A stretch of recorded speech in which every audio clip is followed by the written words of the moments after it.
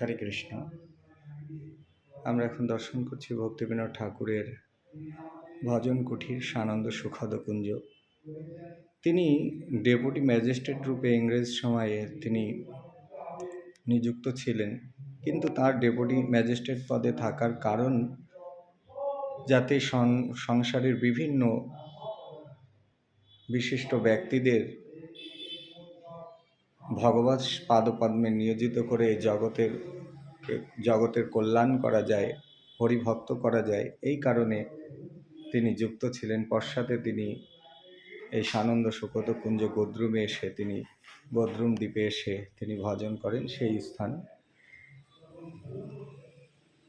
তার সেই ছোট্ট পালঙ্ক, তার গ্রন্থ আদি রাখার সেলফ,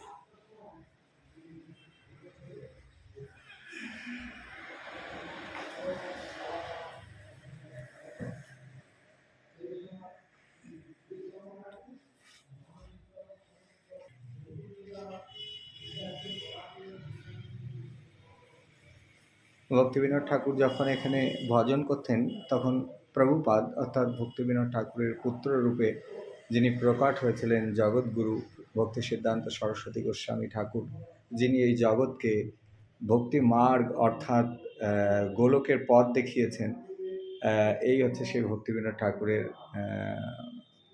চিত্রপট। এবং এখানে ভক্তিবিনোদ ঠাকুর যখন অবস্থান করতেন, ভাগবত আদি গ্রন্থ পাঠ করতেন, তখন ভক্তি সিদ্ধান্ত সরস্বতী গোস্বামী ঠাকুরের যিনি গুরুদেব গৌর কিশোর দাস বাবাজিও তিনি এখানে এসে ঠাকুরমশাইয়ের শ্রীমুখে হরিকথা শুনতেন।